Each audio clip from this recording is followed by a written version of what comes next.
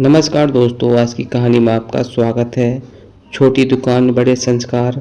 हमारे घर की सुबह कभी अलार्म की आवाज़ से नहीं, बल्कि लोहे पर लोहे की चोट और कंप्रेसर की घरघराहट से होती थी।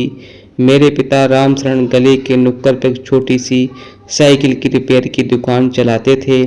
दुकान का नाम था शरण साइकिल स्टोर। 8 बाय 10 फीट पतली सी दुकान थी। दुकान में टंगे हुए अनगिनत टायर, ट्यूब, रिम और ग्रीस के डिब्बे ही मेरे पिता की दुनिया थी। उनके हाथों की लकीरें ग्रीस के काले रंग से स्थायी रूप से भर चुकी थीं। वे चाहे साबुन से कितना ही शिद्दत से हाथ धोते, लेकिन नाखूनों के किनारे और हथेलियों की दरारों में वे काला रंग हमेशा के लिए समा चुका था। बचपन में मैं जब उनके हाथ पकड़ता तो मुझे वे बहुत खुदखुदे लगते थे, लेकिन उस खुदरेपन में जो सुरक्षा और गर्माहट थी, वे दुनिया के सबसे मखमली बिस्तर में भी नहीं मिल सकती। मेरी माँ सावित्री एक बेहद शांत और संतोषी महिला थी। वे अक्सर पिता के इस कठिन परिश्रम को देखकर अपनी आंखें नम कर लेती थी, लेकिन पिता हमेशा मुस्कुराहट करते थे कि मेहनत का पसीना कभी गंदा नहीं होता। वे ग्रीस के दाग नहीं हैं, ये हमारे बेटे अमित के सुनहरे भविष्य की इबारत है, जो मैं रोज इस हाथों में लिखता हूँ। हमारे दादाजी के 3 बेटे थे। बड़े चाचा रमेश चंद सरकारी विभाग में बड़े ठेकेदार बन गए थे और छोटे चाचा सुरेश शहर के कपड़ों का एक बहुत बड़ा शोरूम खोल लिया था। समय के साथ वे दोनों अमीर होते गए और उनके बंगले ऊंचे होते गए, और लेकिन मेरे पिता जो सबसे सीधे और सरल थे, अपने भाइयों की पढ़ाई और उनकी शुरू आती सर्दियों के खर्च में अपनी पूरी जमा पूंजी गंवा चुके थे। वे इसी छोटी सी रिपेयर की दुकान तक सीमित रह गई। जैसे जैसे दोनों चाचाओं के पास पैसा आया, हमारे परिवार और उनके बीच एक आदर्श लेकिन बेहद मजबूत दीवार खड़ी होने लगी। त्योहारों पर जब हम उनके बड़े घरों में जाते तो वे हमें सोफे पर बैठने के बजाय अक्सर प्लास्टिक की कुर्सियों पर बैठाया जाता था।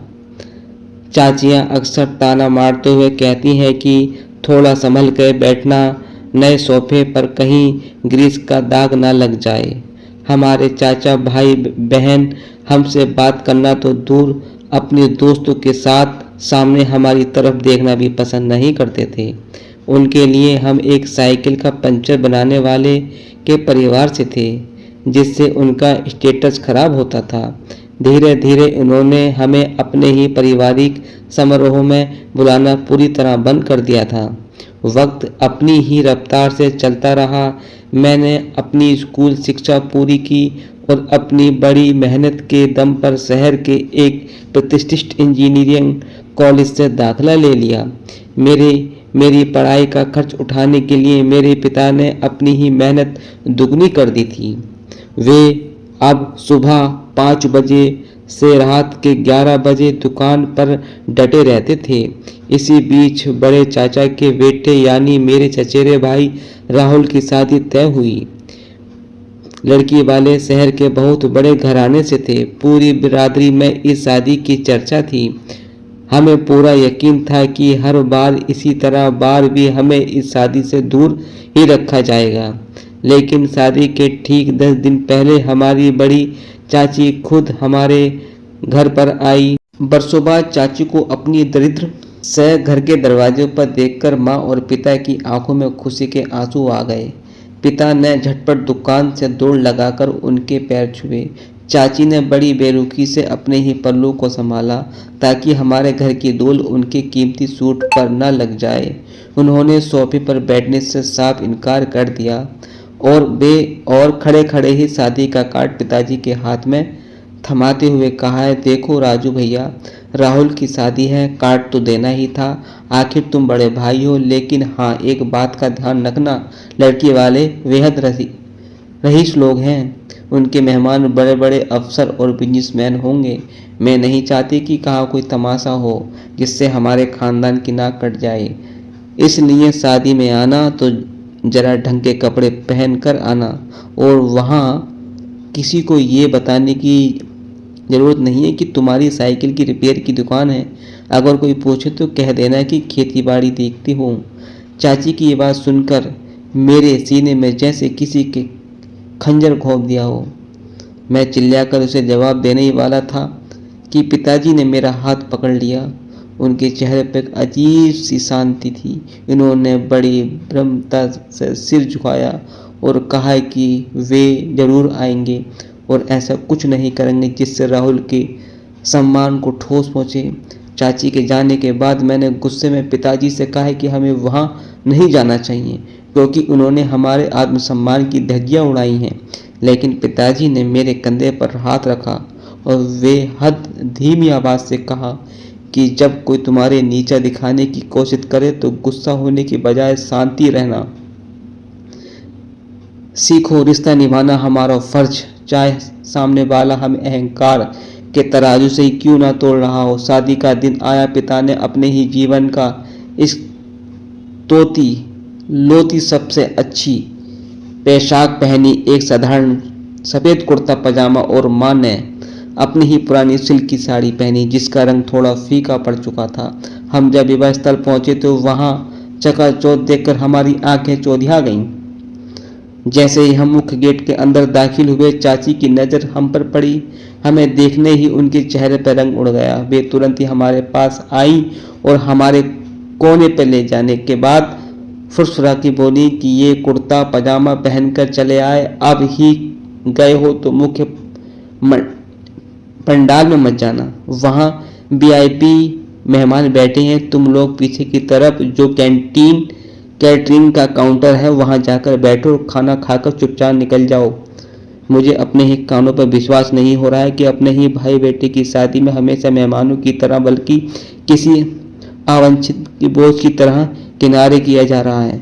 दुख के पराकाष्ठा और उतरा था। जयमाला का सम्मान आया। फिर अपने ही जेब से एक छोटा सा सोने का सिक्का उन्होंने अपनी ही महीने बचत की खरीद से था निकालकर राहुल को आशीर्वाद देना मंच पे की तरफ बढ़ने लगे। तभी छोटी चाची सुरेश ने वहां बीच रास्ते में ही रोक दिया।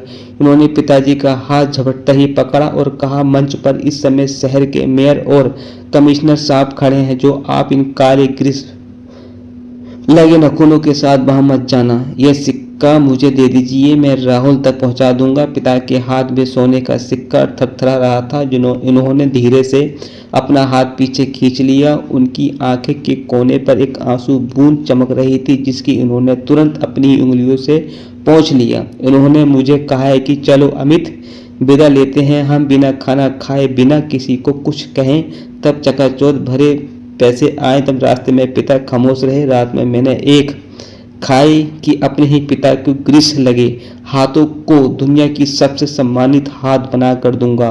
उस रात के अपमान ने मेरे भीतर एक ऐसी आग जला दी है जिसने ही मेरी नींद और आराम को पूरी तरह भस्म कर दिया है। मैंने कॉलेज में दिन रात एक कर दिया। मेरी मेहनत रंग लाई। मुझे दुनिया की सबसे बड़ी ऑटोमोबाइल कंपनी में से एक बेहतरीन पैकेज पर सीधे प्लेसमेंट मिला। 3 साल की नौकरी करने के बाद मैंने हर एक पैसा बचाया, अपनी खुद को एक ऑटोमोबाइल पार्ट्स और सर्विसिंग स्टार्टअप कंपनी शुरू की, शरण ऑटोटेक। मैंने अपने पिता की उस छोटी सी दुकान के अनुभव और आधुनिक तकनीक को मिलाया। हमारी कंपनी ने देखते ही देखते शहर की अपनी ही साख बना ली। 2 साल में हमारी कंपनी मैच्योरिंग और यूनिट स्थापित हुए और 5 साल में हमारी कंपनी का टर्नओवर करोड़ में पहुंच गया। अब हमारे पास एक आलीशान बंगला था, गाड़ियां थीं, समाज में बेहद सम्मान था। लेकिन मेरे पिता ने आज भी अपने पैर जमीन पर ही रखे थे। वे आज भी हर सुबह उठकर ईश्वर का धन्यवाद देते थे। समय हमेशा एक सा नहीं होता है। वक्त का पहिया घूमा और हमारे अमीर रिश्तेदारों के बुरे दिन शुरू हो गए थे। बड़े चाचा ने सरकारी ठेकेदार के काम में बड़ा घोटाला उजागर हुआ। वे भारी कर्ज में डूब गए। छोटे चाचा कपड़ों के शोरूम में भीषण आग लग गई। वे पूरी तरह सड़क पर आ गए। राहुल की नौकरी भी मंदी के कारण चल रही गई। जिस रिश्तेदारों के बंगले कभी हमारे लिए अघेत किए हुए थे, आज वे दाने दाने को मोहताज हो रहे थे। एक शाम हमारे नए बंगले के बाहर एक पुरानी टैक्सी रुकी। दरवाजा खुला। अंदर से बड़े चाचा, छोटी चाची, राहुल बाहर निकले। उनके चेहरे पर वे पुराना घमंड और रसूल गायब था। वहां केवल लाचारी और शर्मिंदगी झलक रही थी। मैं लिविंग और रूम में बैठा था। उन्होंने देखकर मेरे भीतर का पुराना जख्म एक बार फिर हरा हो गया। मैं उठकर उन्हें खरी खोटी सुनाने ही वाला था, तभी मेरे अंदर कमरे से मेरे पिता बाहर आए। अपने भाइयों को इस हालत में देखकर पिता के चेहरे पर कोई विजय या अहंकार का भाव नहीं था। चाचा रमेश चंद जैसे ही पिता को देखा, वे उनके पैर में गिर पड़े और फूट फूट कर रोने लगे। हमें माफ़ कर दो भैया, हमने पैसों के नशे में अंधे होकर तुम्हारा अपमान किया है। आज बैंक हमारा घर नीलाम करने जा रहा है, हमें बचा लो। मैं आगे बढ़कर उन्हें याद दिलाना लगा कि कैसे उन्होंने मेरे बाबूजी को मंच पर आने से रोककर कहा था कि इनके हाथ में ग्रीस लगा है, लेकिन पिता ने मुझे तुरंत चुप रहने को इशारा किया। वे आगे बढ़े, अपने दोनों भाइयों को गले से लगाया, उनके आंसू पोंछते हुए बोले कि तुम दोनों मेरे छोटे भाई, जब तुम इतने बड़े संकट में हो तो तुम्हारा ये भाई तमाशा कैसे देख सकता है। पैसा तो हाथ का मैल है, आज है कल है नहीं, लेकिन परिवार रिश्ते हमेशा रहते हैं। पिता ने तुरंत अपने मैनेजर को फ़ोन किया और चाचाओं के सारे कर्ज चुकाए, उनके घर की नीलामी रुकवाने का आदेश दिया। साथ ही इन्होंने राहुल को हमारी कंपनी का एक सम्मानजनक पद नियुक्त करने का प्रस्ताव दिया। चाचा चाची पूरा परिवार मेरे पिता के पैरों पर गिर पड़ा। आज उन्हें समझ में आ गया है कि असली अमीरी और बैंक बैलेंस में नहीं बल्कि इंसान के दिल में होती है। मेरे पिता के जिन खुदरे हाथों में वे कभी नफरत करते थे, आज उन्हीं हाथों ने उन्हें डूबने से बचाया था।